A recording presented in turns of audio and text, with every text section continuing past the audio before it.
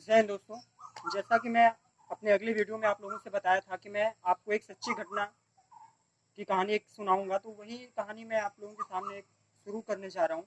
तो प्लीज़ आप लोगों से रिक्वेस्ट है कि ये कहानी आप पूरा सुनिएगा, क्योंकि ये एक इंसान का सच्ची घटना पर आधारित ये कहानी है, ना कि इसमें कोई एक भी पर्सन बनाती है। तो चलिए इस कहानी को शुरू करते हैं। तो दोस्त, एक व्यक्ति था जो कि अपने नाना के यहाँ घूमने के लिए गया था। जब घूम के अगले दिन वो लौटा तो उसके सर का कॉल आया। कौन सा सर? हाँ, वो ये कि वो एमए फाइनल ईयर का स्टूडेंट था। तो जब उसके सर का कॉल आया कि बेटा ऐसा है कि आप अपना फीस जमा कर दो, तो उस लड़के के पास एक भी रुपया नहीं थे।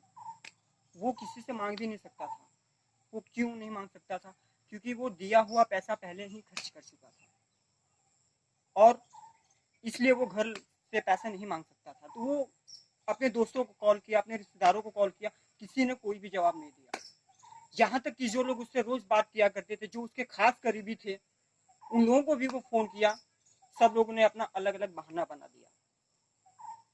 वो लड़का उस दिन इतना रोया, इतना रोया, इतना रोया कि उसकी फीलिंग ना केवल वही समझ सकता है और कोई नहीं समझ सकता।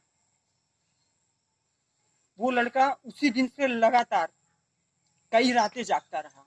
3-3, 4-4 बजे रात तक सोता था। वो दिन भर वो लड़का रोता था, लेकिन उसकी दर्द किसी को भी नहीं सुनाई दिया। खैर, कोई बात नहीं। 2-3 दिन के बाद उसके सर का अगेन फोन आया। सर उसको मिलने के लिए बुलाए। व्यक्ति गया, सर से रिक्वेस्ट किया। सर भी बोले कि बेटा मैं मजबूर हूँ, मैं आपका फीस नहीं जमा कर सकता। अब सोचिए एक बात और, कि सर ने उनसे ये भी कहा था कि बेटा अगर आप अपना फीस नहीं जमा करोगे ना, तो आपका जो फर्स्ट ईयर का साल और पैसा था वो भी बर्बाद हो जाएगा, और सेकेंड ईयर आप एग्जाम नहीं दे पाएंगे, और इसमें कोई भी बैक की चांस नहीं है। अगर आप फिर से पढ़ना चाहेंगे तो आपको फर्स्ट ईयर से फिर से पढ़ना पड़ेगा। तो उस लड़के के पास इतना टेंशन हो गया ना कि उसको समझ भी नहीं आ रहा था कि वो क्या करे। वो तो यहाँ तक कि आत्महत्या करने के लिए भी मजबूर हो गया था। बट अफसोस कि वो कर ना सका। क्यों? वो इसलिए कि उसके ऊपर भी बहुत सारी जिम्मेदारियां थी। वो अपने परिवार की तरफ देखता था, कि अगर सोचता था कि अगर मैं आत्महत्या कर लेता हूं तो हमारे परिवार वाले किधर जाएंगे। बहुत सारी जिम्मेदारियां था उस लड़के के ऊपर, इसलिए वो आत्महत्या नहीं कर सका। तो हालांकि सर उसको फोर्स किए कि बेटा जहां से मन वहां से इकट्ठा करो। उसने कई जगह कोशिश किया, कहीं से भी पैसे इकट्ठे नहीं हुए। वो इतना गिर चुका था, इतना गिर चुका था, इतना टूट चुका था अपने आप में, कि वो किसी से 1 रुपए लेने तक के लिए सांस नहीं था उसके अंदर। तो अचानक से उस लड़के ने अपने व्हाट्सएप स्टेटस पे कुछ वीडियोस अपलोड किए स्टेटस पे। तो वो स्टेटस उसके टीचर के सिवा एक और लेडीज ने देखा। वो लेडीज जो देखी थी, वो व्यक्ति उसको बहुत चाह रहा था। हालांकि खैर कोई बात नहीं। वो लेडीज ने बोला कि ठीक है, पूछो, बताओ पैसे कहाँ गए, सच सच बताओ, मैं पैसे देने के लिए तैयार हूँ। तो वो लड़का अपना पूरा कहानी उनको सुना दिया। वो लेडीज बोली कि ठीक है, मैं आपको पैसे दे रहा हूँ, पैसे दे रही हूँ। तो वो लड़का पहली बार तो पैसा लेने के लिए इनकार कर दिया। वो क्यों पता है? क्योंकि वो लड़का उस लड़की से हद से ज्यादा प्यार करता था, और वो नहीं चाहता था कि हम दोनों के बीच किसी भी तरीके से पैसे की दरार है। इसलिए वो लड़का पैसे उनसे नहीं लिया। फिर अगेन फिर उनके सर का फोन आया। फिर से वो बंदा गया ऑफिस पे। सर उससे बोले कि बेटा जहां से मन वहां से करो, नहीं तो आपका एग्जाम खत्म हो जाएगा, आप किसी लायक नहीं रह जाएंगे। तो उस लड़के ने उसी लड़के को वापस से फोन किया, जिसको वो हद से ज्यादा चाहता था, जिसको वो खोना नहीं चाहता था। वो मजबूर में उस लड़की को कॉल किया, और वो निरंतर कॉल करता गया, करता गया, करता गया। उस लड़की ने फोन नहीं उठाया। क्यों? क्योंकि वो किसी और की बिजी थी। और वो कहाँ बिजी थी उस लड़के को कुछ नहीं पता।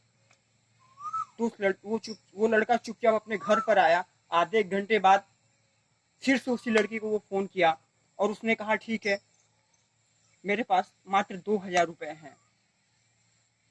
अब सोचने की बात है कि वो सरकारी टीचर है, सरकारी टीचर, सोचने वाली बात है। 2,000 उनके पास है। उस लड़के का दिल इतना टूट गया, फिर भी वो बंदा टूटे हुए दिल से बोला कि ठीक है, आप हमको मोबाइल से ट्रांसफर कर दीजिए। उन्होंने कहा कि मैं ऑनलाइन कोई भी चीज इस्तेमाल नहीं करती। तो बोला ठीक है। फिर किसी कारणवश उस लड़की का फोन कट गया। लड़के ने फिर से ट्राई किया, उन्होंने फोन काट दिया। फिर से ट्राई किया, फोन नहीं उठा। वो लड़का फोन करना ही बंद कर दिया। वो लड़का फोन करना ही बंद कर दिया और वो अपने आप में इतना टूट चुका था कि वो किसी लायक नहीं था। उसके ऊपर इतना कुछ बीत चुका था ना कि उसकी दर्द, उसकी मजबूरी कोई नहीं समझ सका।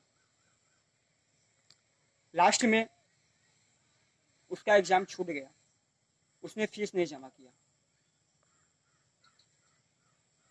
लेकिन उस लड़के को अब समझ में आ गया कि कहने वाले रिश्तेदार सभी होते हैं, लेकिन मुश्किल समय में साथ देने वाला कोई नहीं होता।